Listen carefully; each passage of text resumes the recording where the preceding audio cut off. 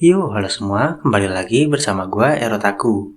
Mungkin ada beberapa dari kalian yang masih belum familiar dengan istilah-istilah yang ada di Bronas 2. Contohnya kayak ada chain, property, vulnerability, dan lainnya. Jadi kali ini gue mau bahas istilah apa aja yang perlu kalian ketahui di Bronas 2. Dimulai dari yang pertama, mungkin paling sering didengar, yaitu chain. Apa itu chain? Chain adalah serangan beruntun yang akan semakin sakit seiring banyaknya jumlah stack chain di musuh. Setiap hit musuh lebih dari sekali akan menambahkan satu stack chain yang akan meningkatkan damage sebesar 10% terhadap musuh atau tile tersebut. Contoh, kita menggunakan kostum Wilhelmina Ice Queen yang menyerang 6 kali, jadi total dapat 6 chain atau setara dengan tambahan damage sebesar 60% untuk musuh atau tile tersebut. Chainer memiliki skill serangan yang beruntun seperti Wilhelmina, Hikage, Zenith, Celia, dan Luvencia. Ada juga support yang sangat bagus dipasangkan dengan chainer seperti Revitea Bright yang memiliki skill chain reinforcement, yang artinya menggandakan efek chain. Lanjut kedua yaitu property. Singkatnya, properti itu elemen yang dibagi menjadi 5, yaitu api, air, angin, cahaya, dan kegelapan. Kalian akan mendapatkan 50% penambahan damage jika melawan musuh dengan elemen yang kalah. Begitu juga sebaliknya akan memberikan 50% pengurangan damage jika melawan musuh dengan elemen yang menang. Api menang lawan angin, angin menang lawan air, dan air menang melawan api. Sedangkan elemen cahaya dan kegelapan akan mengcounter masing-masing. Ada juga support yang cocok jika menang elemen, seperti Diana dan Revitea yang menambah efek property damage. Lalu yang ketiga yaitu vulnerability. Musuh yang terkena vulnerability akan menerima tambahan damage sesuai dengan persentasenya. Contoh, gue memberikan damage ke musuh sebesar 1000 dan musuh memiliki 50% vulnerability. Maka damage yang diterima akan menjadi 1500. Vulnerability dibagi menjadi beberapa tipe.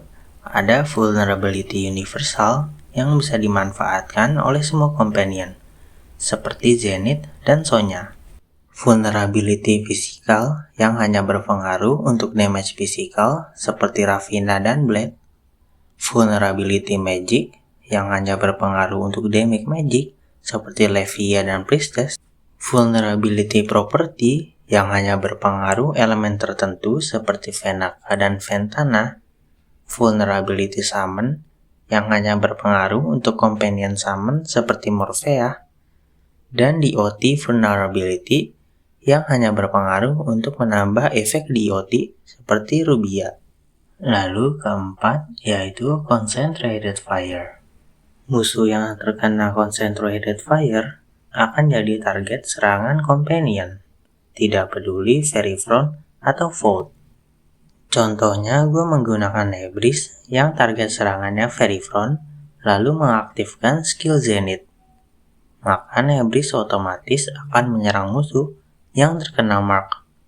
Ada beberapa companion yang bisa memberikan concentrated fire, seperti Zenith dan Morphea. Lalu kelima yaitu preemptive action. Skill yang bersifat preemptive bisa diaktifkan sebelum giliran dimulai. Mengaktifkan skill secara preemptive tetap mengonsumsi SP dan langsung membuat skill tersebut memasuki cooldown. Contoh, gua memakai skill preemptive action Olivier dilanjut dengan skill lainnya dalam satu turn. Ada beberapa companion yang memiliki preemptive action, seperti Olivier dan Grandhilder. Lalu keenam ada Aura. Aura adalah buff yang diterapkan pada tile tertentu yang mempengaruhi companion seperti penambahan property damage, crit damage, dan lainnya. Ada beberapa companion yang memiliki skill berjenis Aura, seperti Diana dan Revitea. Lalu ketujuh yaitu SP. Pada awal turn dan tiap turn akan diberi beberapa SP atau skill point tergantung jenis konten yang diperlukan untuk menggunakan skill kostum dari companion tertentu. Setiap basic attack atau knockback akan memulihkan 1 SP. Ada juga beberapa skill yang memulihkan SP tim seperti Therese dan Liberta. Dan ada juga skill yang mengurangi SP lawan seperti Olstein dan Eclipse. Lalu ke-8 ada Silence. Musuh yang terkena Silence tidak bisa menggunakan skillnya. Skill ini sangat berguna terutama di mode PvP dan Tower. Ada beberapa companion yang memiliki skill Silence seperti Olstein dan Roxy. Lalu ke-9 ada Energy Guard dan Barrier. Singkatnya, Energy Guard adalah shield tambahan atau darah putih yang akan dikonsumsi duluan jika diserang. Dan Barrier adalah pengurangan damage yang diterima seperti tambahan defense. Biasanya skill ini ada di tank atau support sustain seperti Helena dan Granhilder. Lalu yang terakhir ada crit damage dan crit rate. Critical hit merupakan kerusakan lebih terhadap lawan tergantung berapa persentase dari crit damage yang akan sering muncul seiring banyaknya crit rate.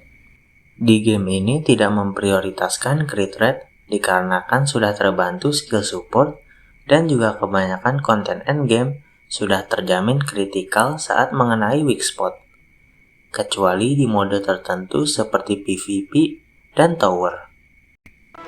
Oke, mungkin segitu aja dulu dari gua. Sepertinya belum bisa masukin semuanya, kayak fixed damage, counter, rampage, dan lainnya. Mungkin bakal gua buat di part 2. Kalau kalian masih penasaran, bisa langsung cek skillnya di game dan pencet aja logo tanda tanyanya.